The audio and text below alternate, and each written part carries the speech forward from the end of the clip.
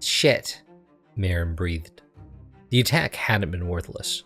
The entire front half of the demon had been blown aside, but not apart. The skin obstinately clung together, splayed out and around like a hollow half dome of clay. A 3-foot wide hole remained where Maren had sent the geyser. Not even seconds after the steam lessened, the monster's skin began to shrink back into itself, mending the wounds. All the while, Mav struggled to rise. His movements were jerky, lethargic. He stopped completely when he got to his knees. He's used too much fire. Maren's heart gave a painful thud. He could freeze at any moment.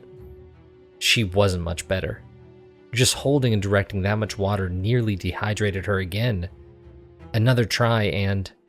just push past it. Curse you. Though she smiled at the thought. Her body dried. She held the water back. I can do one more. Then follow my lead. Frost expelled from Mav's roar. The demon's skin began to morph into its anthropomorphic body. Red fire blasted over Mav, then condensed into his hands. The demon's tail began to protrude. Another blast of flame, then it condensed into the ball, glowing orange. Mav planted one foot on the ground. The demon's face solidified. Another blast, and then it condensed. The orange glowed brighter. Mav stood hunched over the flame.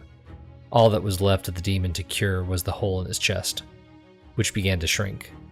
Another blast, another condensing. The flame, warping the surrounding air, beginning to melt nearby metal, glowed white. With each struggled step he took, each pained breath he made, Mav's eyes only for the blazing light in his palms.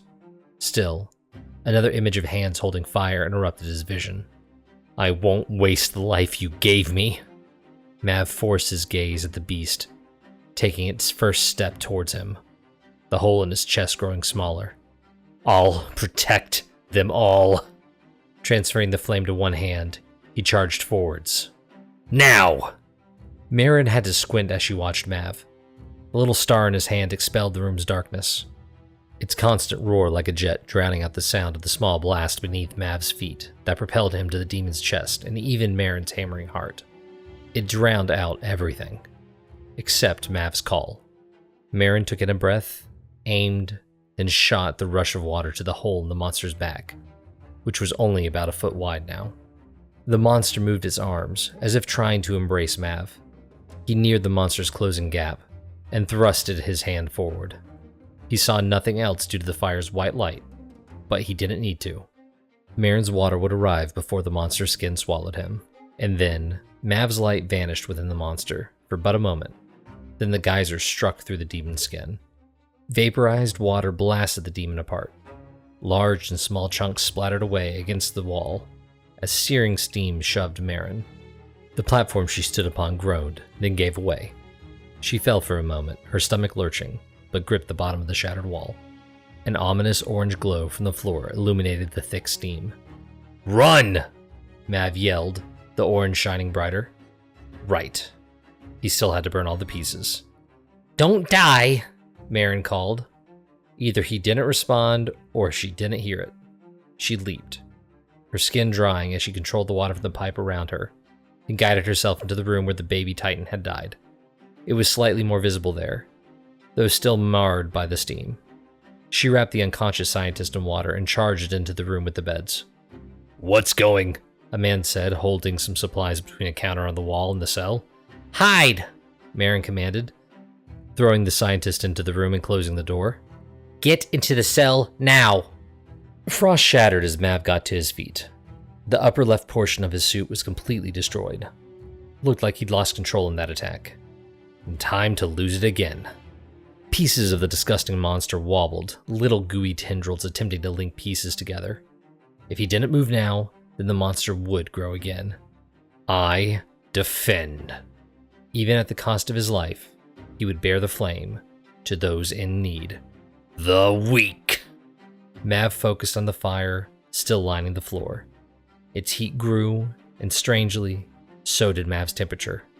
The chill was gone, replaced instead by a calm, comfortable warmth. Mav commanded Maren to run. This might be his last spark, but it shouldn't be hers. He couldn't wait, however. The nearby pieces were already closing in on each other. Titans only knew about the ones which were farther away. Mav took a breath, an intense heat sizzling everywhere. Inferno! He spread his arms, gathering his last bits of his strength. Images crowded his memory. The woman at the station walking her cat, the receptionist at the building where they watched the video feed, Evan and his father in the park, Michael at Sacred Skies, those 23 emaciated victims in their cells upstairs, and Maren, hopefully in a safer place now. Had she said something before she left? Had she commanded him not to die? He'd said the same thing to Thomas, and with a roar, screaming with every bit of breath in his lungs, as it scraped from his throat. All his emotions born in fires of which the flame titan above would be proud, fueled by the wrath of his past failures, and by greed to never fail one who depended on him again. He cried, "Hellscape!"